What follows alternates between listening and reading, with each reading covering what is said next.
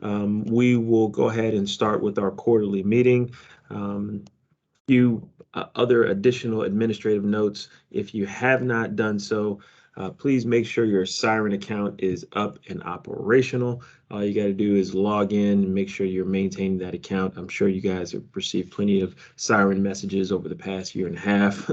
If you're not used to it, but if you need that information, you don't want to lose access to it. And as also a reminder, Siren is a good backup if you've been through the proper training for any of your secondary mass notification needs for your organization or any agencies that you are part of. All right, another reminder for conducting a resource request through your local health department. I know we've kind of slowed down with the need for doing this, so just want to keep reminding you guys to stay in contact with your local health departments and your EMAs for that matter, and understand the process. Make sure you have the proper links.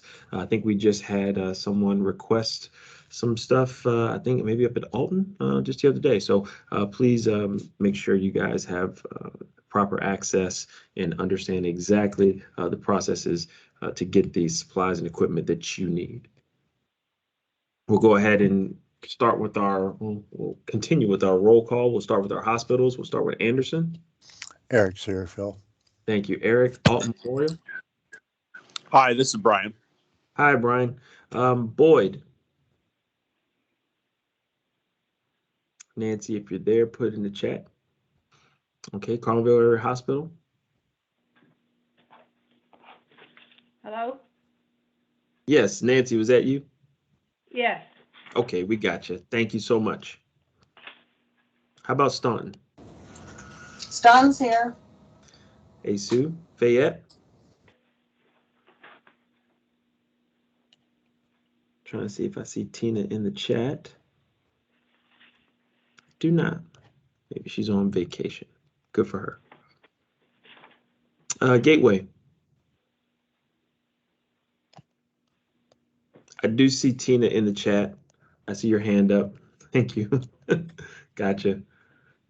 All right, Tina's here. Anyone from Gateway? Rick, Danielle? Our HSHS partners, Holy Family?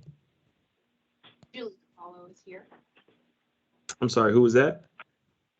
Julie DePaulo. Gotcha, Julie. Thank you very much. St. E's?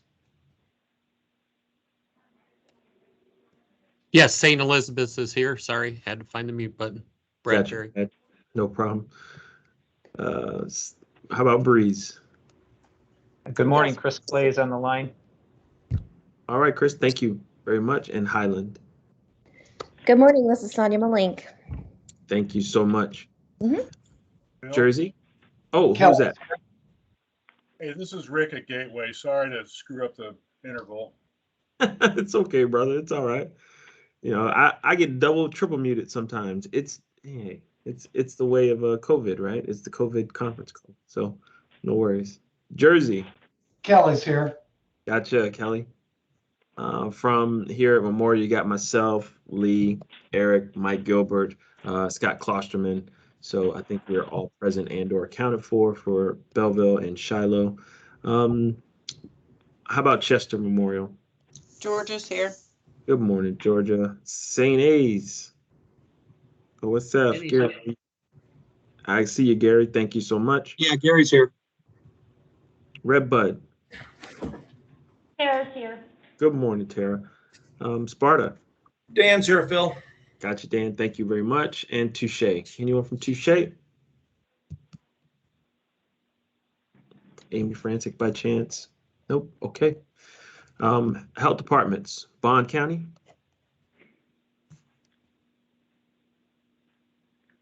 No Terry today. Okay. Calhoun.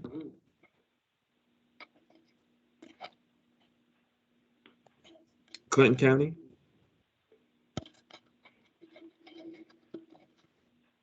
Eastside Health. Let me check, because Charmaine normally puts something in the chat when she's on. I do not see her though. Okay. Fayette County. And Terry, I do see you're on. Thank you very much, Terry. I got you.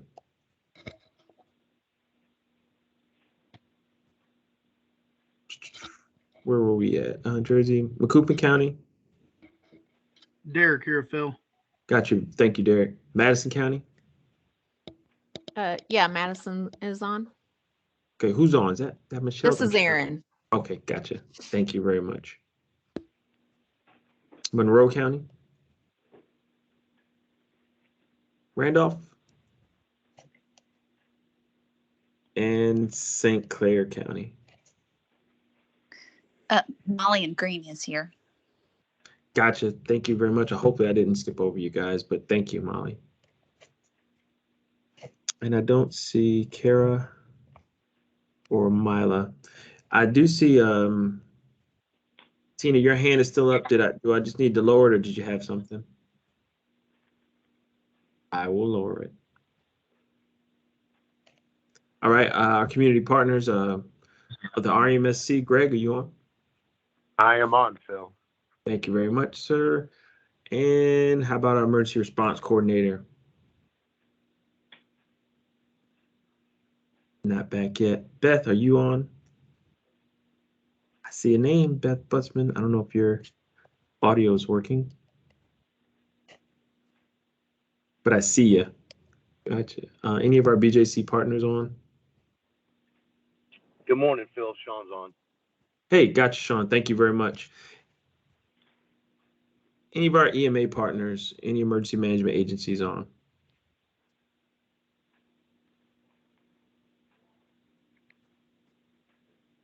That's 5 Mississippis.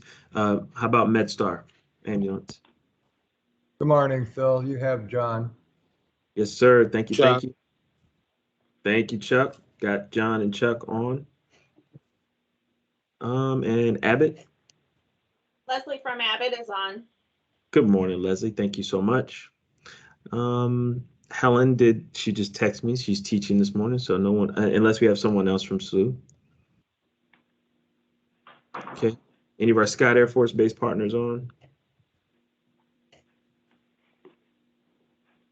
Second to last but not least, our STARS partners. Hey, it's Sam. Okay, good morning, Sam. Good morning. Right. And anyone else who was not called would like to make sure that we capture you for attendance. Bill Denny's on from OSF as well. Okay, got you very much. Thank you. Carla Templeton's here from Red Cross. Sorry, it's been forever. I watched the. Hey, Carla, how are you? Good. They make our quarterly meetings the same exact time at work, and so I always just have to watch the YouTube. Okay. So we're here. We still love everybody. Okay. Thanks. Thank you so much. All right. Any alibis? Nope. Okay, we'll go ahead and move on. It's our standard agenda, so we'll jump in just into our COVID update. This is kind of the hospitalization curve as it is today. We are, hold on, let's double check something. Give me one quick sec. That is correct. You know what? For whatever reason, I don't know if that's pulling up the exact curve. Give me one quick sec. Maybe I may need to share a different screen.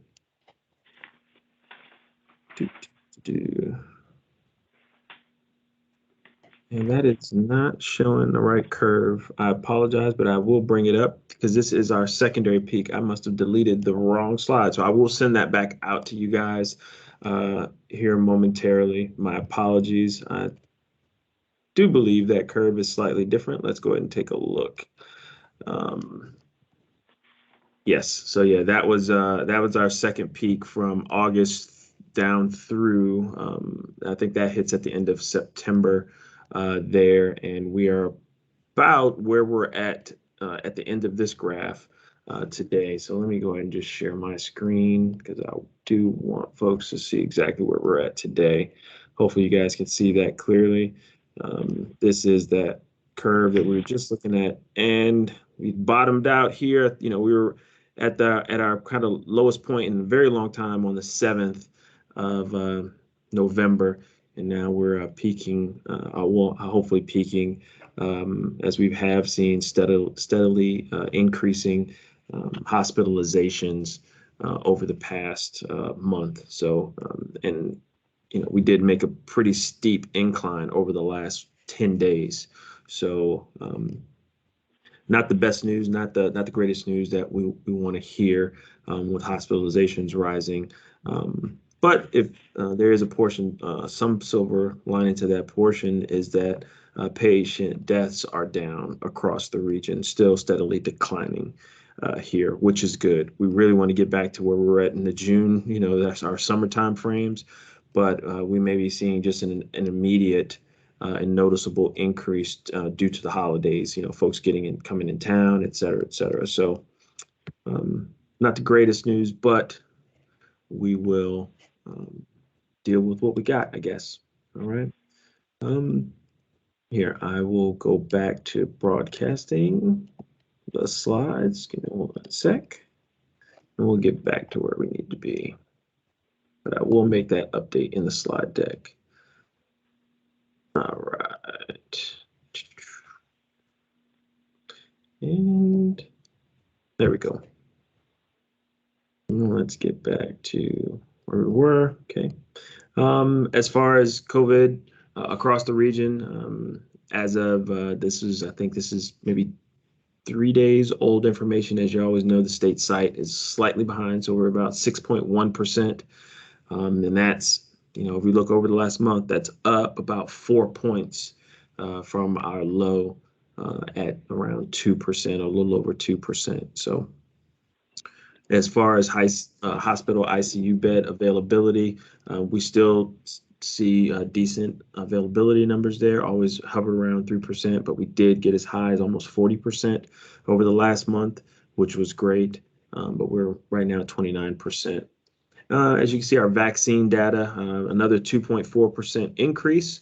So we're averaging over the last 4 months about a 2.3% increase month over month. So that's good. It's not great. We do have a good amount of our counties that are above the 50 percentile mark, but we still do have some folks down in the 30s. And some of those are more rural counties, and they may not change that drastically. A lot lower population density, which is a good thing for any pandemic, is not to have a lot of folks in close proximity. I did just get Vicky. Thank you very much, Vicky, from Monroe County Health Department. I appreciate it. So that's where we're at with vaccines. And I'm sure Beth will probably have some updates with regard to public health data here shortly. Any questions about any of the COVID related information presented? No? Okay, great. We'll start off with our standard agenda. We'll move over to Greg at IDPH. Greg? Good morning, everybody. I don't have a lot really to say. It's really kind of a monitoring situation, as Phil has already pointed out. Our numbers are moving up. Our numbers are moving up throughout every region of the state.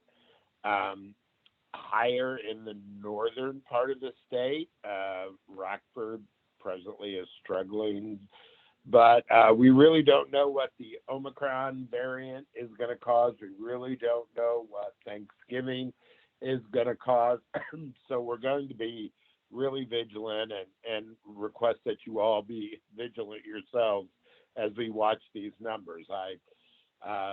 Phil, we see a slight decrease in ICU beds.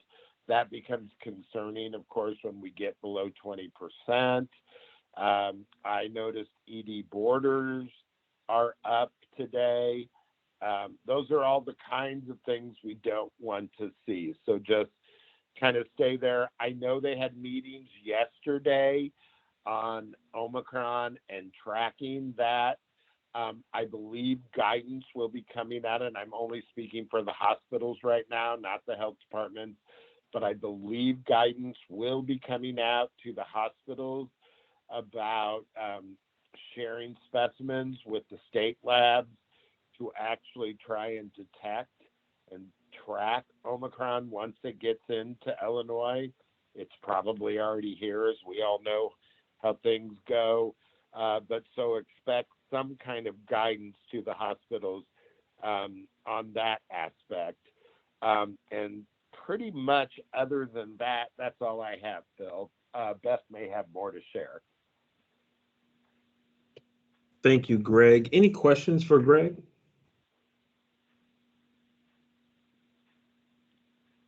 Okay, being that they're hearing none, we'll go ahead and move forward. For our public health departments, in our ERC, Beth, if you're able to get unmuted. Can you hear me now, Phil? Yes, ma'am. Welcome back. The floor is yours. Thank you. As Greg said, I really don't have a whole lot either. As far as he's talking about the increase in case numbers, it's pretty readily visible that the increases are directly related to outside temperature. So as the temperature drops and people tend to congregate more inside, the numbers of cases are rising. And this is nationwide. States like Minnesota and Maine, New Hampshire, Vermont are seeing the highest numbers. And in Illinois, it's great, as Greg was saying, we're following that same pattern. Rockford, with the arguably the coldest region in the state, has the highest numbers. So we expect that as winter progresses, that the same thing will happen in the rest of the state. The Omicron we will know more in a few weeks. There just is not enough data out there to make any recommendations.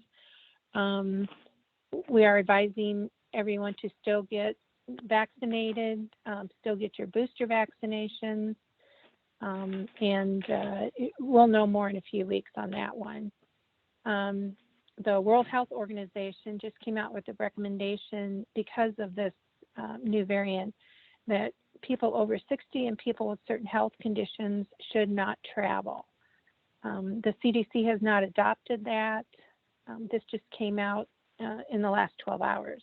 So stay tuned we'll see what the CDC says. And then the only other thing that I had that may affect some of you as well as the health departments is the Abbott BioNext test kits. A lot of them are coming up upon their expiration dates. In the past, Abbott has extended those expiration dates, but they will not do that anymore for kits that are already out in the field. So if you have a test kit that is going to expire within the next few weeks, if you don't think you're going to use it, try to find someone who can. But once it's expired, do not use it, and you can dispose of it as normal trash. So unless someone has any questions, that's all I had, Phil. Thank you, Beth. Any questions for Beth at all?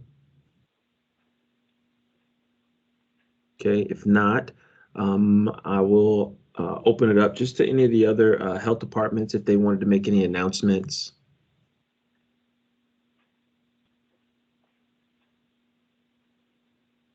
Okay, no announcements. So we'll go ahead and move on. And if I could, I'm going to take a peek back at our old graph. Our peak, if you guys remember this time frame, our peak, here was really between the months, the far end of late October through November and then December. So, that's where, with the cold weather, keeping folks inside, we may see that rise again. The secondary peak here was our Delta wave. So hopefully we get good information back on vaccines and their ability to still provide good protection. So from this Omicron variant. So more to come. So thank you again, Beth. All right. Any STARS announcements? Hey, it's Sam. I just have a quick one. Sure. We are working on our multi-year training plan is kind of in its almost in its final draft, so we'll have that done. And I just wanted to say we have a lot of different things that we're going to try to bring to the St. Louis region. So I definitely want to include everyone in the Hope Coalition on that. We're working on trying to build out a like a STARS training and exercise newsletter so that we can share information a little bit easier. Be able to push, different trainings that are happening in the St. Louis area, different exercise opportunities. So we're really starting to work on that over the next month or so. And come January, hopefully, we're hoping to have a couple of different exercise, concept and objective meetings start happening, and be pushing out a lot more trainings. So working a lot on making some of that stuff happen for next year. So it looks like we'll have a lot of good T&E opportunities next year for everybody. Thank you, Sam. Thank you very much. And I'd like pause here because, as my understanding, we have Dale's name here. I think Dale has taken a new position. Is that not correct? Yep. Yesterday was Dale's last day, so he is now. I'm sure that he'll still be somewhat around. He is the deputy director of emergency management for the Missouri, the UMSL, Missouri universities. So he's definitely still going to be around, just on the higher ed side of everything. So we wish him all the best luck, and we're definitely going to miss him, but we're happy for him at the same time. Very good. So Sam, please, I was hoping that we'd get a chance to say kind of a farewell to him, but thanks for his help and assistance and partnership. And since I've been here, he's always been very welcoming and trying to keep us in the loop on what you guys are doing. And please continue to do that. And we're going to change names on here soon. And I'd like to pause here. I know we have Sean Eisenhower from BJC, but Sean, do you have any other coalition kind of related topics that you may want to relay to the team over here? I know Sam did talk about a few of those being with the training plans and MyTAPs and stuff like that. Any announcements that you'd like to make?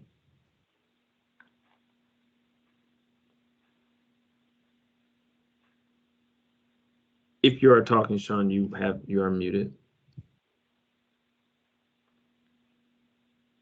Thanks, Phil. Mute button gets everybody, doesn't it? Yes, sir. Yeah, so nothing of significance other than the fact that, we are continuing to develop our ChemPack plan, and we appreciate all the support that you and Lee and, with the documentation and helping us with that, and look forward to stealing shamelessly and maybe utilizing your tabletop that Lee worked on. I can speak for BJC and just, let you know that the numbers that you showed we're really kind of feeling that a little bit more than we have in the past. Back in September, it seemed like Mercy and SSM were getting the majority of the COVID patients. And for us, I think you alluded to like the last 12 days. I think it's been 12 to 14 days up in Washington, and we're trending, unfortunately, kind of straight up again.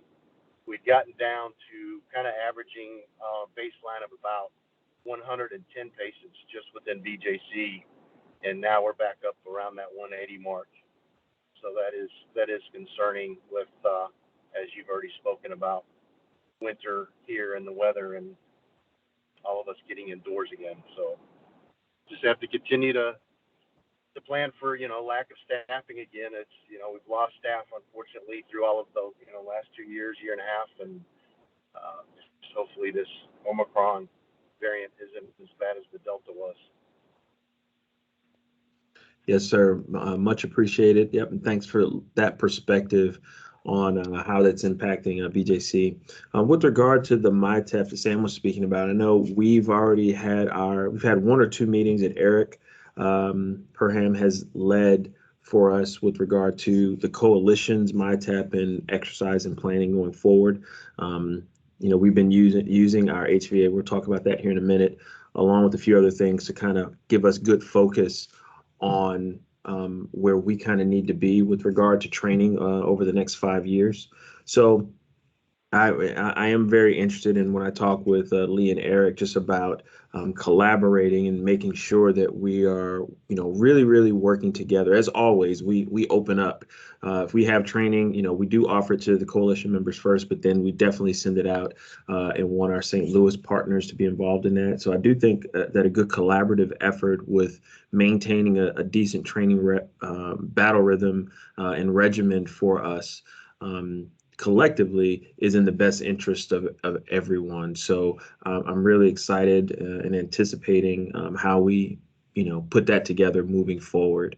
So more to come on that, but I am looking forward to trying to make some good inroads there and keeping us on the same page. So thanks for all the work you guys are doing towards that.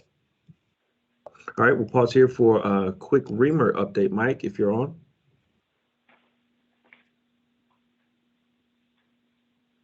Yeah, I'm here. So we've just been doing a ton of training, both with inside and doing a lot of outside training with some of the coalition equipment, working with multiple EMS agencies and other organizations using the new mannequins and getting training out to them, and doing some more recruitment. I think we're bringing on 2 or 3 new members this weekend through orientation. So. Not much else going on. You want to talk just a bit about the CSM class that was held a couple weeks ago, 2 weeks ago? Yeah, so we just held a CISM, both individual and group class, debriefing class. We wound up with a kind of a short class or small class size, but it went really well. The participants got a lot out of it. They spoke very highly of the class. We are submitting project requests to bring the class in again, but also some other classes that were recommended to help get CISM teams to be able to, or to a little more training. So doing strategic planning on how to deploy during crisis, how to deal with children during crisis, all on the mental health side of things, on the critical incident stress management side. Teach us. So I'm submitting project requests to bring those classes in on the next grant cycle. Great. And yeah, one of the things I've got nothing but good feedback on that class that we did host. And one of the things, unfortunately, that we've had to kind of nix out of our training has been a few of the classes. So just to get this one done was, I won't say a miracle, but I'm glad we got it knocked out. We really want to ensure that we're getting good training accomplished, but it is very difficult still to do so. It's not everything can't be virtual, but those things that we can do virtual, we will continue to try to do so. So, all right, we're going to move on. Thank you, Mike. Any mental health team updates? I did send a note out to Dana Sue. I'm not sure if you heard from him. No, I have not heard from him. I did want to bring up a concern that we're having in our ER specific that might fall into this section of our agenda. We're seeing more and more kiddos in our ER and adults in the psych realm. They're becoming more and more violent. We don't have, security here. So we utilize our local police for any physical contact during these, these cases when they're extreme. So anyway, the staff and the physicians have requested some education of some sort that would come from the mental health realm to help guide us on the treatment of these cases, kids in particular. And I have reached out to our partners across the river for something, but I was just kind of hoping that we could tap our mental health resources within our coalition to maybe step up and offer up some education or guidelines or something that we might use during these higher census of these type of cases. We're getting so many daily now in our ER, and it seems like about every second or third one is very angry and to the point of physical structural damage on a regular basis anymore over here. So we're just really looking for some training. Is there any way you could reach out to that group and see what they can offer? Of course. And are you specific? I know you said it kind of spanned both kind of pediatric and adults, but where would you say the focus is needed the most?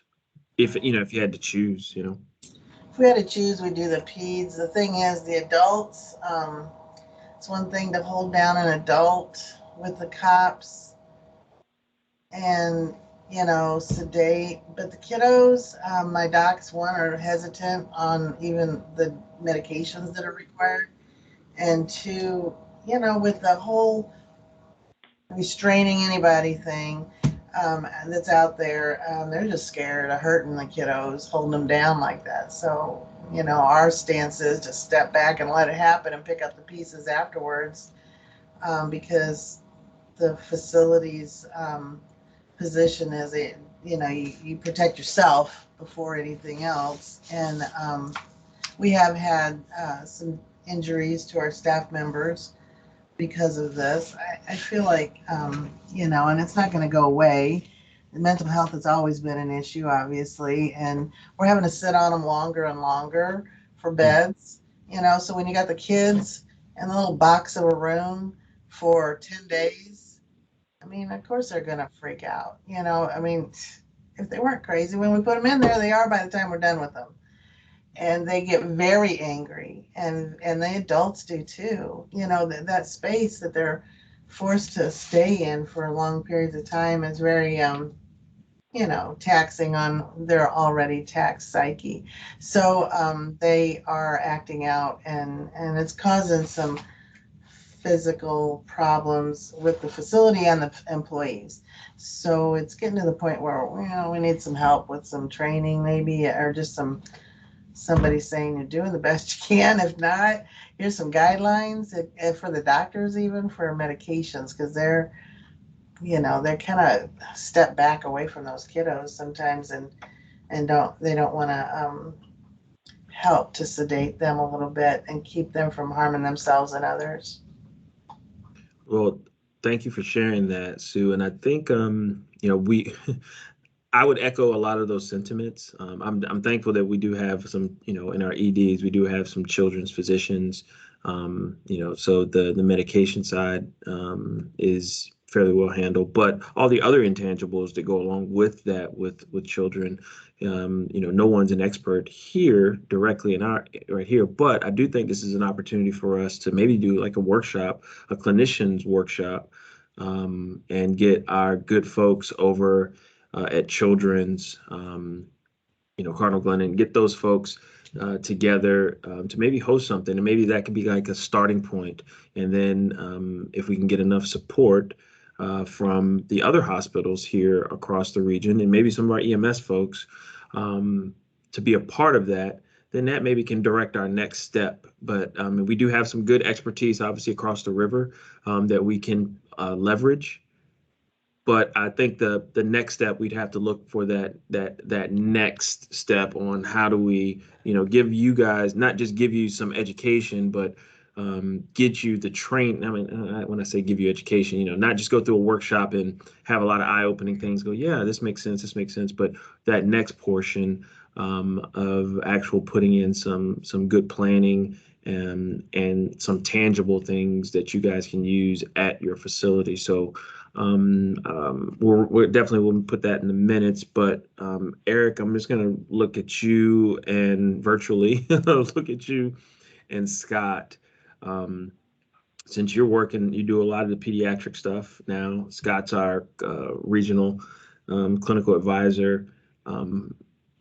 Let's reach out, and Sean will probably reach out to you, and then Michelle over at Children's, and whoever we got is a good point of contact for Cardinal Glennon or somewhere else, and see if we can muster something together I'm not sure. I do know that we went through our own earlier this summer issue with a surge in peds. Now, having a surge with peds and mental health and dealing with the standard day-to-day at Children's Hospital versus Staunton are probably two different worlds. You have, like you're saying, you have one child that you're having a very tough time managing the care with, and they're trying to do the exact same thing, but just on a larger scale. So I think that there's something that we can put together that gets everyone at least on the same page, and can plot us a way forward to make sure that our critical access hospitals have the tools needed, just as the big hospitals that deal with kids on a day-to-day basis. So thank you for sharing that. Any comments or questions? Okay, go ahead. I'm sorry. Go ahead. Hey, Phil. Phil, I So, was gonna say- never mind. Go ahead. no, go ahead. I'm just saying, No, don't I forget was Boyd in the same Nancy, I situation. got you. Don't forget Boyd in that. In the same Oh. situation. We don't have we have the police department is all we have for, security, and, we don't even have a designated room to put these kind of people, so, that need that kind of help. So please include us in the training when you get it organized. Thank you, Nancy. And yes, we'll make sure that you guys are definitely looped in. I think we understand some of your challenges as well. But Greg, go ahead.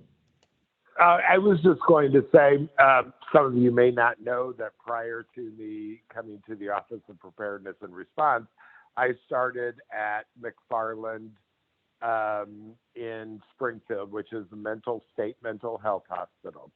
We went through training for de-escalation. We went through training for non-restraint, physical restriction. We went through training for what psychiatric physicians provide these types of patients drug-wise, and that we had both adult and pediatric patients at McFarland.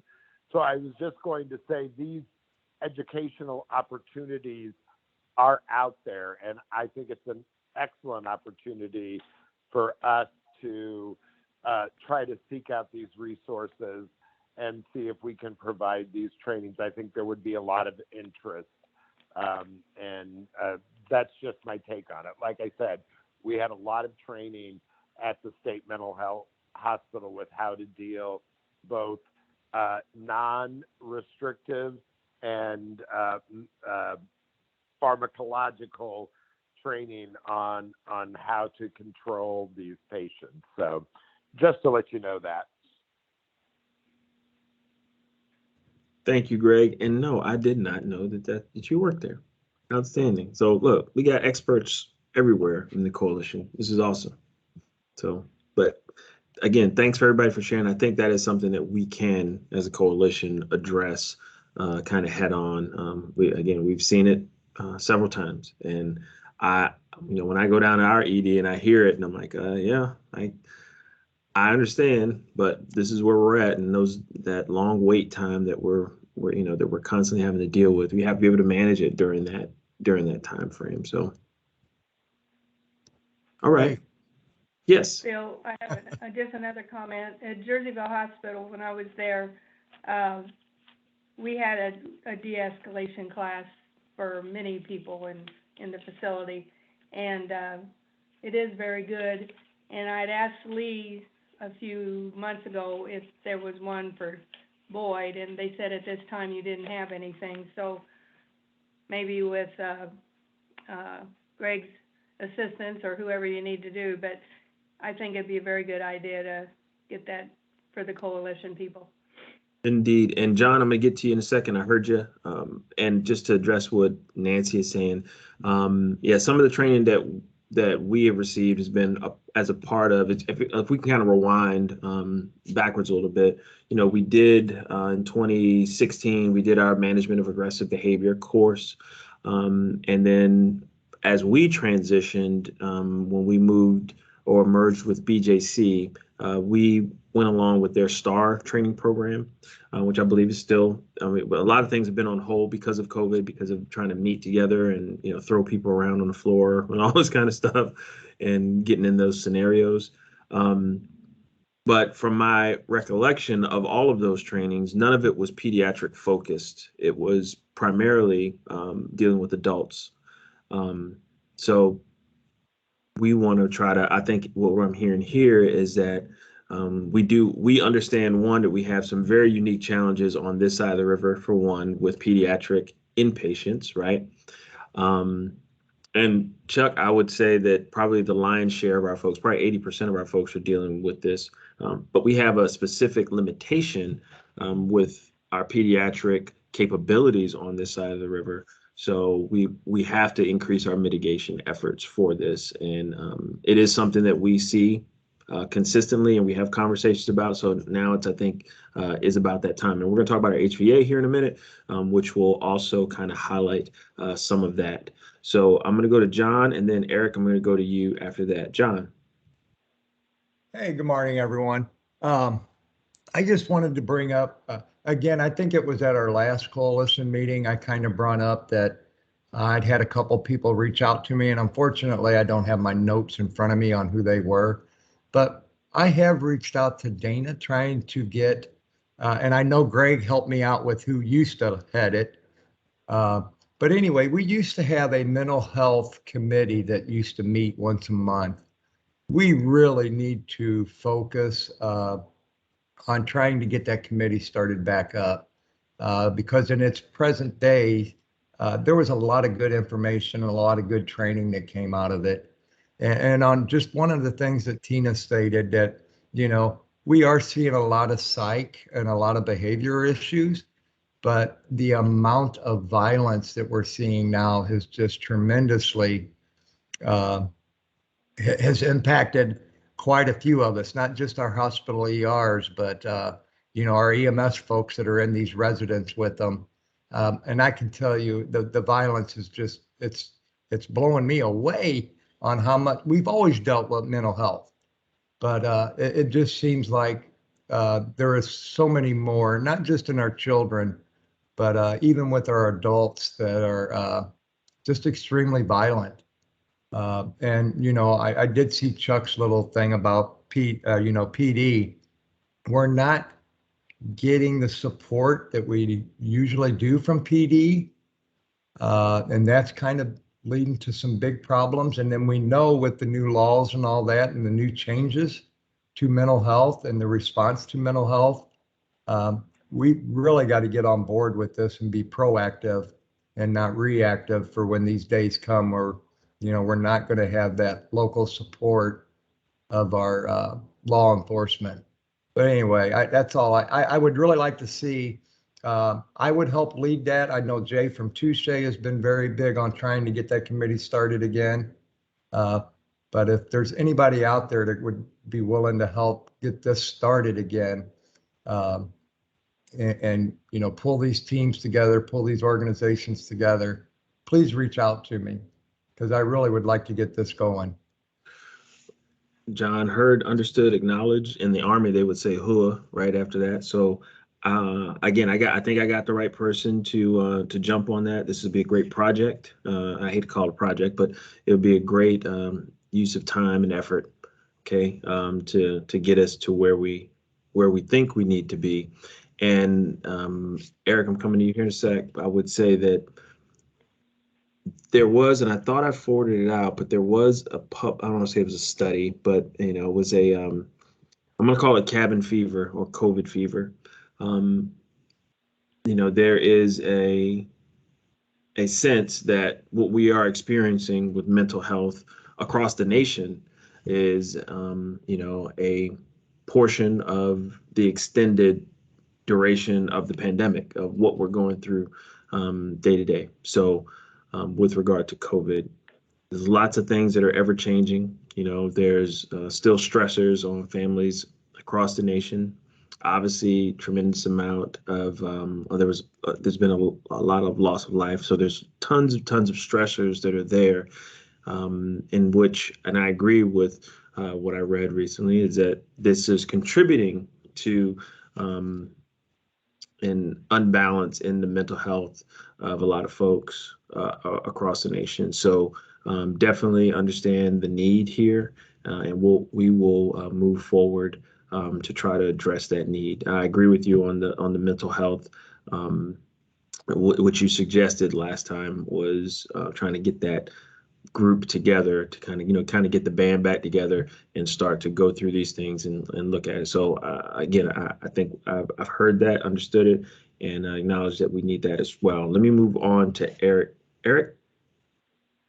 Yeah, it's a great topic, by the way. Thanks, Sue, for bringing it up. The thing I would like to say is I hear some people talk about the training they've had and their level of comfort with the training they've had. In this region, been around this region for quite some time. I don't ever recall anything like I think Phil is going after, which, Phil, I would just like to say is a great idea.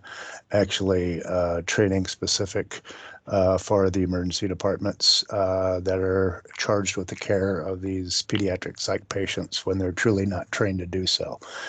So I think that has to be a huge focus. Those of you that are talking about the training you had, I would suggest it is management of aggressive behavior or something like that. And while that is there's different brands out there, like Phil related to with what the BJC does. And I'm sure one is not better than the other. I've taught the management of aggressive behavior probably about, I don't know, since the region did it, so about 12 years. And I know Gary over at OSF, he was in those classes with me when we first started too. And it's a great class, but unfortunately it is truly, especially day one, it's all about de-escalation. And like Phil related is it's not pediatric specific. And there are huge differences. And the other thing I would add is that per John's comments, things could get ugly, but at least one of the things that we do have at our disposal for EMS, and I have found it very helpful, I had the opportunity to provide it to some of our EMS around here, is management of aggressive behavior de-escalation. The beauty of the EMS side is probably why I wound up in EMS. You only had to put up with troublesome people for 15 minutes. We're in the hospital, you got them for days. So it is a very helpful class for what it's intended, but please don't go under the assertion that management of aggressive behavior or something like it is a fix-all. It's certainly not. That's it. So I'd like to add to this. This is Gary at St. Anthony's. Go ahead, Gary.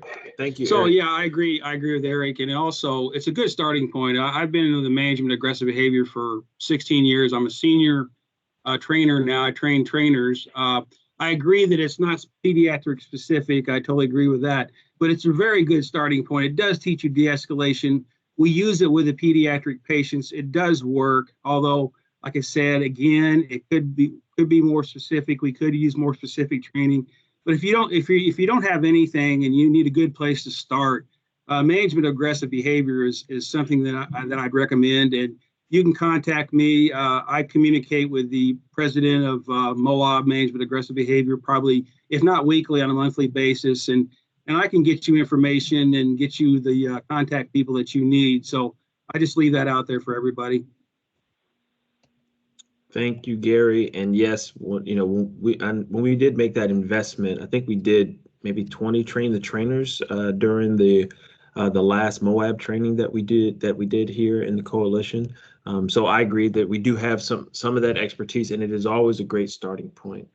Thank you for that. Chuck, see your hand. Go ahead. Hey, sir. Thank you. I would like to ask if the coalition would consider for our EMS partners in bringing in D48 or defensive tactics for EMS. As John mentioned, we are getting fewer and fewer law enforcement agencies on these types of calls. They do address the de-escalation for the verbal de-escalation, but they also give steps to what happens when it does become physical and ways to protect yourself as a provider. Is that something the coalition could consider for our EMS partners? Well, Chuck, I'll answer in short, yes.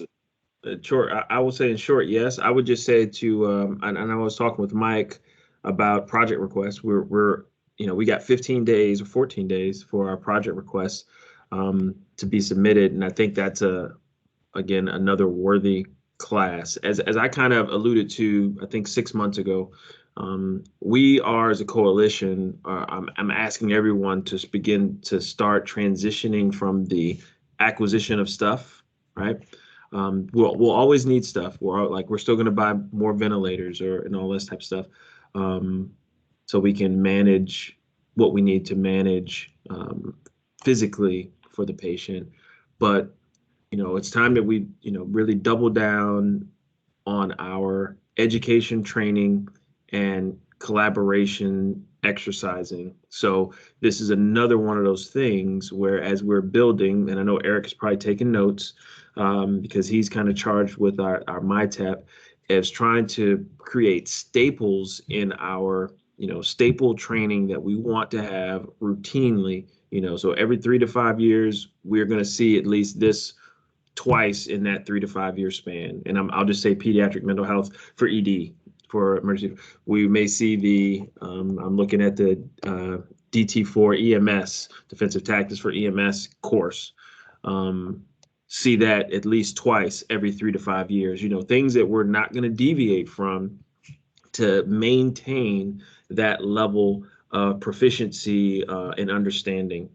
Again, I think we did well with hosting the Moab, but because we went and switched and did a few things just on our side of BJC, I think we lost sight of that initially, because the initial plan was to kind of host that, when the need kind of arose, maybe 5 years later. And it's been about 5 years, or at least 4 years, since we've had that course here as well. So totally understand. And yes, I think putting that in as a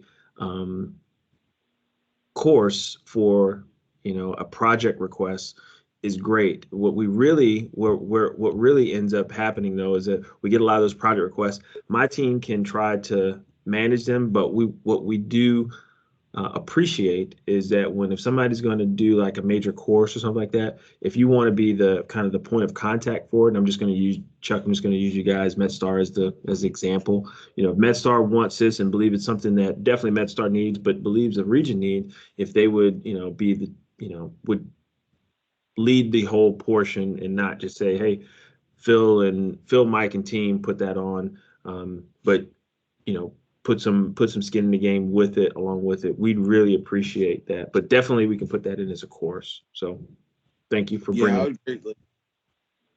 I would greatly appreciate that. I'm sitting here looking at their website, and I see that they do offer instructor programs too. So if we could get it, so we can do the provider and then do the advanced and instructor, that would help facilitate keeping it maintained long term. Exactly. No, I totally agree. Eric, I saw your hand back up. Were you lowering it and didn't realize it was lowered? No, I lowered it just because I figured you saw it was up, Phil. You're very perceptive. Yeah, what I wanted to add is I get what you're saying, Chuck, and like I said, there are a lot of programs out there. I would just like to remind everybody that back when Moab was brought to the region, it was provided to the whole region. And it was provided under what Phil was saying as, yeah, it's great. We're not just going to go out and do classes. We're going to do trainer classes. And that's how a lot of us have kept it up through the years. I've had to travel to, I don't know, where'd I go? Connecticut to get re-upped every few years. But that was cool because I felt the class was important. Moab has day 2 is nothing but self-defense and takedowns and things like that. So I appreciate the fact that this one calls itself specific to EMS. I'm sure it is, and I'm sure it's a great class. I guess all I'm asking is in the name of prudence with money and waste, that we consider to look at a straightforward path. And I do think it's unfortunate, and I get that each hospital system has something different, and that's just something that we have to put up with. But Moab, once upon a time, was very vibrant, and it's a shame that it went away to the extent that it did, and only affected a handful of us have kept it up. That's it. Thank you for that, Eric. All right, great conversation there. Great conversation. I think we got some a way to go, but at least we have an azimuth, we have a direction. So, all right, we will move on. Pediatrics, Eric, you have any updates? Other than the fact that everybody's pretty much said everything about the mental health side of it. One of the things that I'm looking at on the being part of the pediatric, disaster preparedness side with the state is kind of readdressing some of the mental health issues, since it rears its ugly head faster than some of the other issues. Right now, as you guys are talking this, I was already trying to craft an email out to Anna, Sherry, and Evie Lyons to see what the state is also recommending, just because we know we have some issues with getting pediatrics to higher levels of care and stuff like that, because that's, that's another issue separate to all the other stuff that we have to deal with. So, and then of course, EDAP, CDAP, and just making sure that, we're doing the right things to ensure some of the organizations that are interested in participating in those programs still know that they're out there and they should, get their accreditation if need be. But that's all I got, Phil. Copy that. Thank you, Eric. Any questions for Eric? Hearing none. This is just our monthly plug for the EDAP program.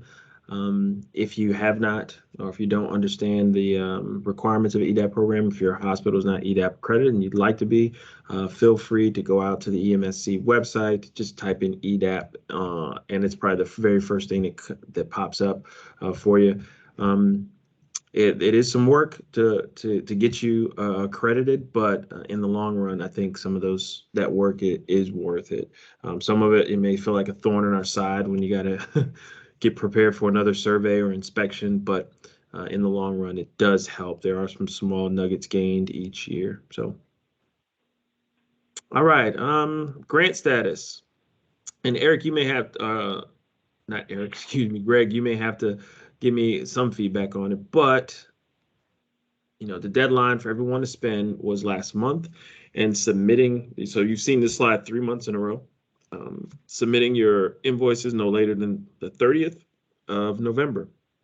Today's the 1st, so I hope you got all your invoices in. They're working to get that paid out now. What we're trying to do is execute the remaining balance on the no cost extension, the NCE, to have it all spent by 31 January, because that's when that will run out. And talking with our folks at the Grants Management Office, there has been we still have a good amount of money to spend. We're trying to isolate exactly how much that is, but once we've paid out all of the reimbursements from the hospitals or health departments, whoever submitted project requests, that money will be basically our last bit of funds. We have a prioritized list here in my office that I'm looking at right now behind me, and we will execute those funds. I can give you kind of a synopsis of what we are looking at purchasing with. I should have just threw it here on the slide. I apologize. But we are looking at purchasing, and this is our prioritized list. I got 9 things in front of me, depending on how much it all costs. But one, getting all the hospitals duodotes, and that basically duodotes, your nerve agent antidotes. And that is to support the requirement that we have in our KIMPACT plan, being able to support up to 5 moderately ill or exposed patients to an organophosphate or nerve agent. So that would give everyone enough to have, I think, at least 10 in their arsenal at their location. So that would be 2 duodotes per individual. So After that, we are finalizing with our decon training, basically some educational books, pamphlets to hand out during that training, a keepsake that will have the slides and additional information. So to make that a little prettier. A decon trailer. We are repairing our decon trailer because basically what we got, I think we just got sold a lemon. I'll just say that. But we had the water heater in the decon trailer rupture, at least some of the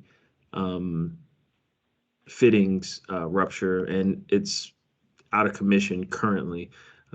We have now deduced that, the way the line diagrams were for the internal plumbing on the trailer were conflicting, not only just with the diagram that we were provided, but with itself and the ways the water flowed through the trailer, causing this rupture. So we are getting that fixed. An additional monitor or defibrillator for our REMERT team, rounding out our ventilator purchase to get us up to 25 vents. That's our top 5. And then we have a few other things below that. We have more Halo respirators. We talked about those, and I'm going to talk about them here in a second. Those would be the kind of the capper/papper N95 replacement that we talked about a while ago. Some triage supplies for Memorial Hospital in Shiloh, AES encryption for region radios, and some new mobiles, or basically new updated radios for the emergency departments around the region. So we've seen, or wherever you'd like to place them, if it's in your command center or what have you. But during this last radio inventory, we just really noticed that got a lack consistency, and we have some aging equipment out there. So that's a list of 9 items. If time gets critical, we are going to just focus specifically on the ventilators, because that's a one-time purchase, and we really got the groundwork laid very well for that. And what I can say is that based on the feedback that we received from a few of you on the Vosen ventilators that the state had provided, some of you are not too pleased with those. And the Zoll vents that we replaced those with, the X vents or Z vents, I believe they are, seem to be a little more appealing. So anyone who's using one of the new Zolls, would you like to give a comparison? I'm looking at Eric Brandmeier's symbol here. Would you like to kind of give a little bit of feedback on the difference between the Vosens and the vents that we provided? Absolutely, Phil. I'll be as politically correct as possible. Naturally, this is not from me specifically, because I don't do patient care like I used to. However, from our respiratory people, they weren't big fans of the Vosen. They felt that they weren't really well equipped for any long-term ventilatory status. Strangely, what they pulled the Philips away from us for, that we did not recognize was a problem, appeared to be a problem with the Vosen. That's the best way I can say that. And like I said, I cleaned it up a lot more than what the respiratory people told me about the Vosen. But as far as their thoughts on the Zolls, yeah, they're big fans, and what an awesome thing that they're also good transport monitors. So I think it's 2 birds with 1 stone. It appears to be an excellent product from what I'm hearing. Well, that's great to hear. Thank you for that feedback. And we're going to try to round us out with it. I think the final number we're looking at is 30, enough to give out or have out to all the resource hospitals for them to use themselves and or provide any of their associate hospitals or participating hospitals or EMS providers. So, and get some to some of our EMS providers as well that don't have them. That especially that may be making some long transports that they're not used to doing. So thank you for that feedback. So bottom line is, hopefully you got your you've got your invoices in. Hopefully you've gotten paid, and hopefully we can execute on these funds. As far as the upcoming grant, I believe we haven't received ours back yet. So Greg, I don't know if because I was off Monday. I don't know if I missed any updates for any grant stuff, or if we have one Thursday. But from what I understood, there were the last 2 weeks ago, the last call we had, there were 8 that were all back, and there were 2 still remaining. I presume one of ours is one of the 2 that were remaining, that we're going through final approval.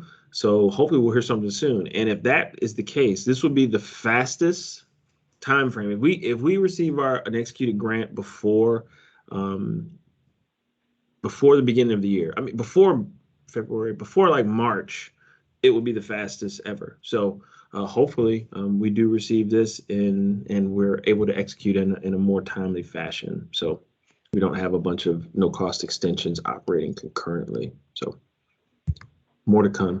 Hey, Phil. Yes. I thought we were executed, but I could be wrong.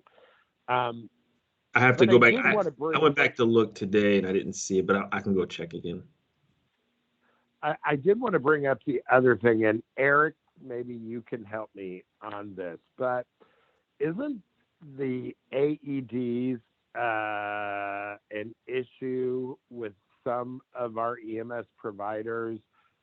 The FDA is requiring them to be certified, and like that happens in 2022. I don't have any documentation in front of me, but I thought there was an issue with that. Is anybody on that's aware of what that all is? Yes. There was a moratorium that was put in place on the Philips AEDs, mainly the MRX, or I'm sorry, I done forgot the letter acronym for them. The MRX was the ALS monitor, but it was the Heart Start series AEDs were on an FDA moratorium during President Trump. He lifted the moratorium. It was actually set to expire much sooner. The only thing that is allowed to be used currently is the FRX AED from Philips and the FR3 models. Those are the only 2 that were granted to be used from Philips. I'm not aware of any other AEDs that were affected besides some very old ones, which would be LifePak 300 and 500 series were also affected and being pulled from the market. Yeah, I just throw that out there because we may have some volunteer services or very poor rural services who may need to update theirs, which is just another idea for use of our money if we have any left over that needs to be spent. Thank you for that. And Greg, as I look, I am back in eGrams. It does show signed by grantee. Now, I didn't get a notification that it was signed, that it's been signed. And GMO I haven't spoken with, when I last spoke with GMO, I had not been apprised of that at all. But normally I get a notification that goes, oh, it's ready for signature or da-da-da-da. So, but it does show it as signed. Now, do we have the physical portion done? I'm guessing not, but I'll go back and search through my emails and see. Okay. I thought it said that it listed who, it didn't list us as executed, but it listed who wasn't, and I didn't see it on there. But I'll double check and let you know. Got it. And yeah, I'll reach out to GMO. But yeah, for all intents and purposes, yes, this will be the fastest. I'm going to say, barring just some minor physical signatures that occur. Uh-oh, somebody hit hold. Hold on. Let's see if I can find the culprit.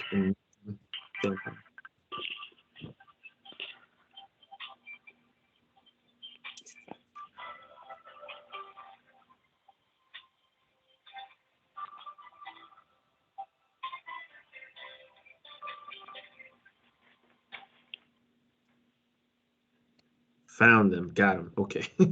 But for all intents and purposes, we have outside of the physical signature, et cetera, looks like we should have an executed grant. Contract sign. Okay. All right. We'll go ahead and Coalition Surge Estimator tool, that due date was the 30th. So thanks for everyone who did provide their information. I think we do have a few that still haven't, but we are still, that said, we're going to move forward with what you had, whoever had on the previous year. That information can still be submitted and we'll just add to it and we can update this later, but I am going to update that in the CAT this week with the data that we do have. So thank you for that. The HVA time duration was to complete that was by the 15th. Thank you to everyone who did provide information on their HVA. Now we're going to take that secondary step, as we kind of discussed, that we will move on to extracting the HVA from the primary EOP into its own separate annex. And we're going to use our annex here at Belleville as kind of a guide to do that. We did a lot of work. We just had our HVAP survey, and in preparation for that, we started to extract it. And pending the feedback we got from the surveyor, we were going to adjust what we put into that. I think we have a really good product as a template for us to use as a region. I am going to send it out to everyone to provide it as a guide of something that maybe if you'd like to do something similar for your organization, you can. I will say this as I go back, I'm trying to look, let's see, it is a total of, unfortunately, it's a total of 42 pages, but it covers everything soup to nuts that I would say would go into an HVA. And this is after doing HVAs for the better part of 20 years and long-term plans. Again, in the emergency management world, HVAs are not updated annually or semi-annually. They're 3 to 5 year because they're big moving parts and pieces. But that doesn't change the fact that you guys have a requirement for Joint Commission or HVAP or whichever surveyor that you have to, that CMS is requiring us to do this biennially. So every 2 years at a minimum. But I think we have something that will work for it. One of the biggest takeaways that we got from our HVAP survey was the identification. What they were looking for was, while they're not a hazard, I'll say this, but they wanted to look at the vulnerable patient populations. Now, in previous years, what we've done is we have a part that talks about, that it's in our regional HVA portion as well, talks about what it says, our folks that are electrically dependent. We show that we get the Empower data. We have all that stuff. We look at the social vulnerability index. These are, our potential patients within our area. What the surveyor for our HVAP survey looked at specifically, he was like, no, what about the patients that you actually have? And so these are the list of folks or list of patient population groups that we outlined, and a part of that is in our HVAP kind of verbiage. So we just took it directly from there. So it's children, senior citizens, chronic medical disorders, diverse cultures, limited English proficiency, individuals with disabilities, lack of transportation, pharmacological dependencies, and pregnant women. So when we went through this portion of our HVA, what we decided to do was, one, provide and you're kind of seeing it. I know it's very small there, and you can probably read it on the slides if you have them with you present. But basically, we identified the population group. We conduct a risk analysis of that population group, of what they're at risk of, right? And what risk mitigation measures that we have currently in place, okay? And then after that, we provide an overall risk assessment to that patient based on their vulnerabilities and the resources required to assist them during a disaster. Okay, so that's how we kind of broke it out. maybe it's something you can use and maybe it can assist your organization with better planning and also fill the void that you may have in some of your HVA documentation. So I will provide this to everyone as just kind of a, I'm not gonna say it's the benchmark because we did it, but I'm saying it will be a great starting point for anyone. And if you build on it and would like to share some of that information back with us, we'd love to have it. I'd love to make this as a general template that everyone can use, but I think probably the easiest way to go about it is to say, hey, this is what we have. Hopefully it works for you the same way it will work for us. So, and during our HVAP survey, that was a mock survey, by the way. So the HVAP actual surveyors may come in and never read any of this portion, but we'll be prepared for it nonetheless. Eric, do you have any other updates with regard to the MyTEP? No, we've covered everything, and especially with the nuances of some of the newer issues that we're having, especially with training in regards to the mental health. Those are the things we're just gonna have to update and kind of, build a better plan to kind of accommodate some of these new surgeons and stuff. Got it. Thank you. All right. I did have one more thing. Give me a quick second. But while I think of my one more thing, I'm going to open the floor to anyone. If you have any questions, concerns, Hey, Bill, issues. Yes. it's Greg. Hey, so I'm looking at an email from Katura. Just so it says HPP RHC 22, 9 of 10 executed. Advocate Sherman waiting on director's office signature. So that makes me believe ours is executed. And I think she's in Orlando. Isn't there something in Orlando this week? Yes. And I can double check with her, but I think we're executed. Yeah, and I would agree. Yeah, just by looking with that email. And what date was that one? So that was like 11/23.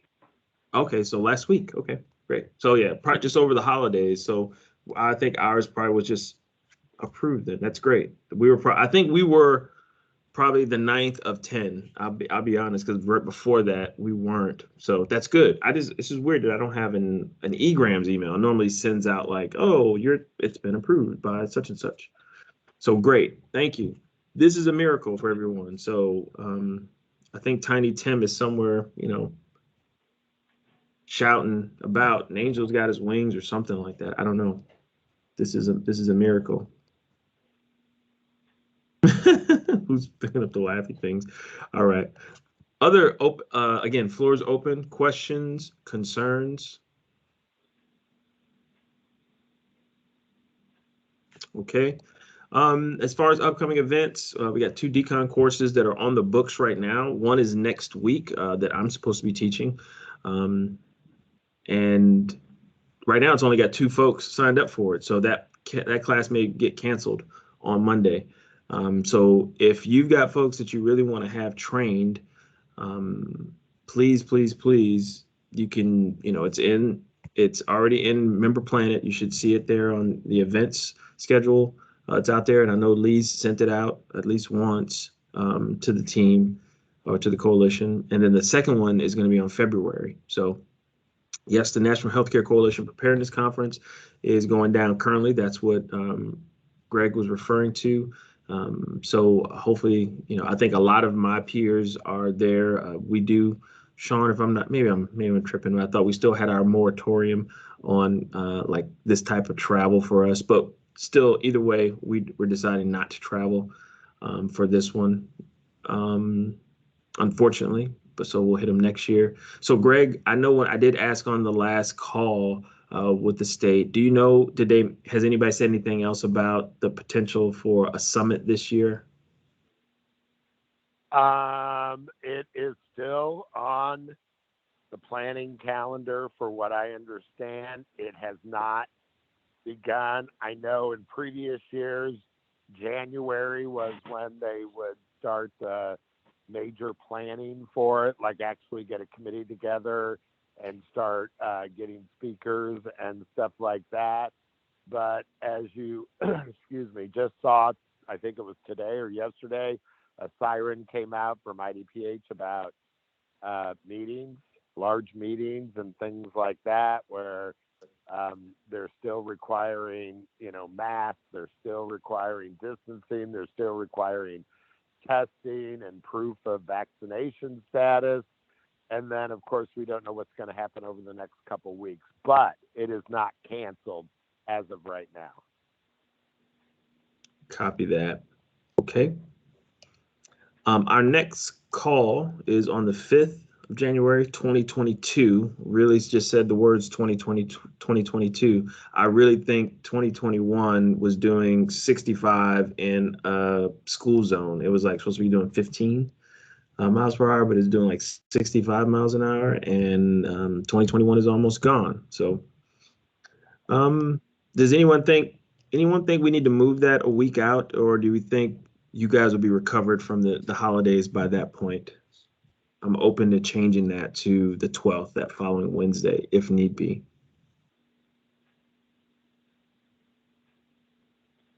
Hearing none from the gallery, then we will continue on with that 5th. That one hopefully will be a short one. Coalition Surge Test, or I forgot the new name of it, still to be determined on where and when we'll conduct that.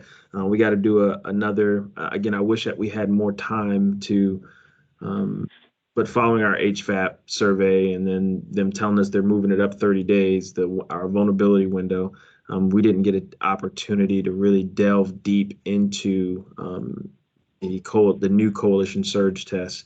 But we've got some ideas on how to execute it. We still have to do that this year. So, and it will probably be all virtual. We're probably not going to require a host.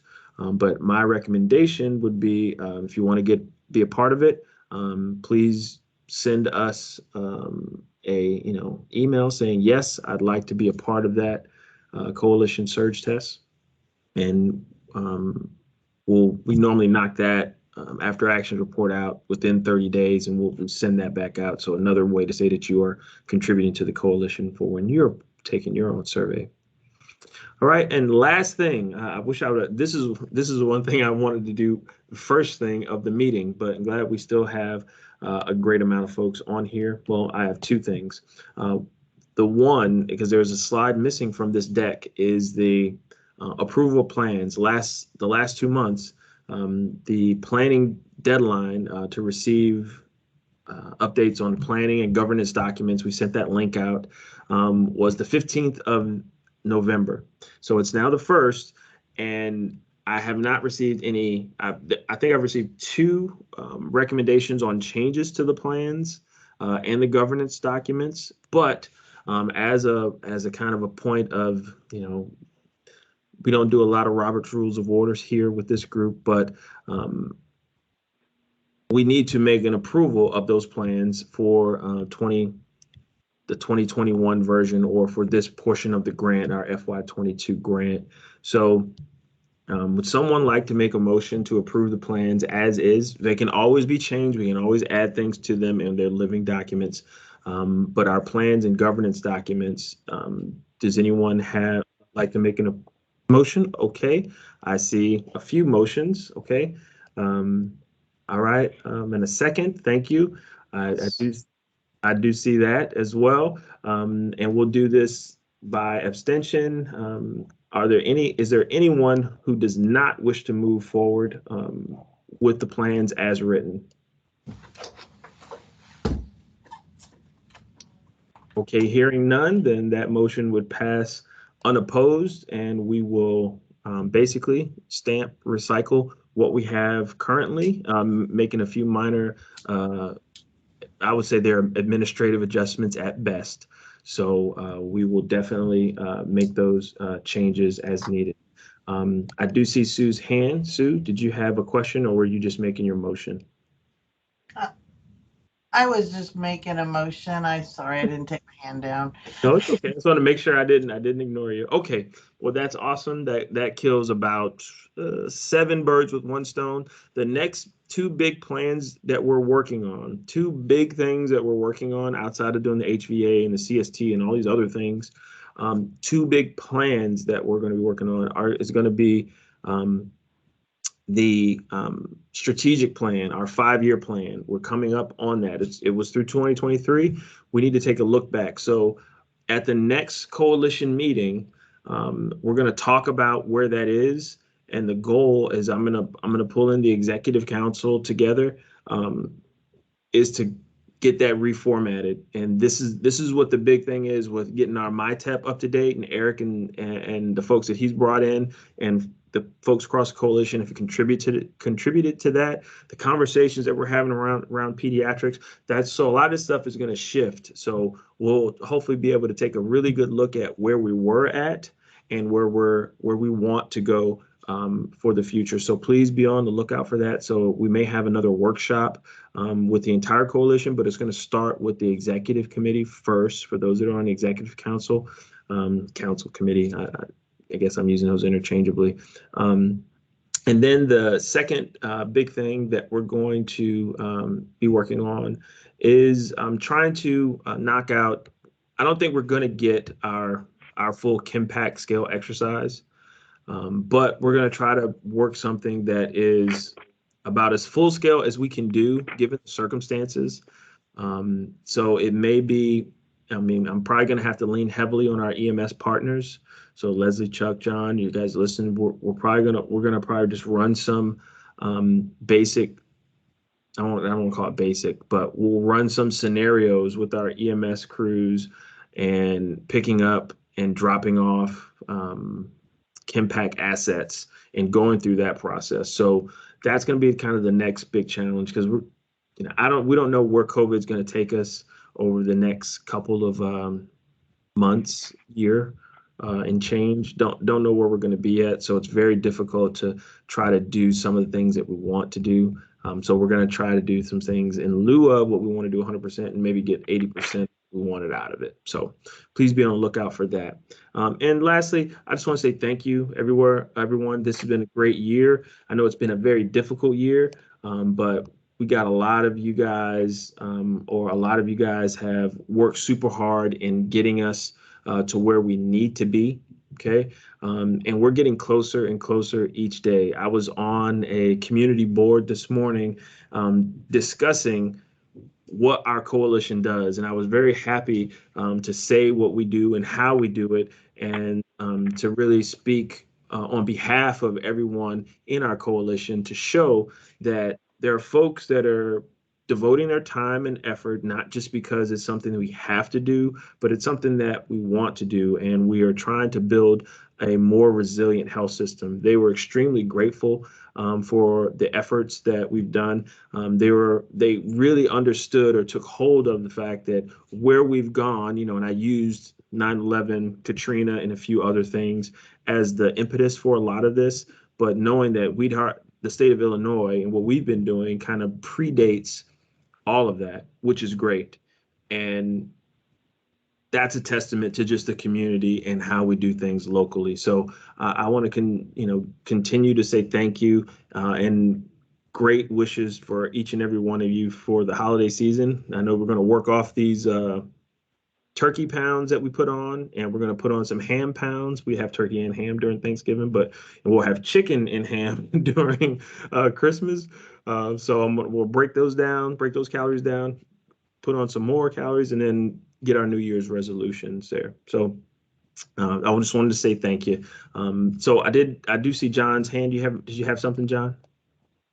Just real quick, because I know we're running out of time.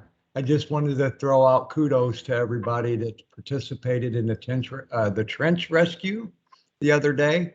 It was great teamwork from the field personnel, from fire, EMS, and of course the region stepping in and working together on getting this gentleman out. So I was going to throw that out during the remark, but I couldn't get unmuted. But everybody, great Christmas, and thank you, Phil, for all that you guys do.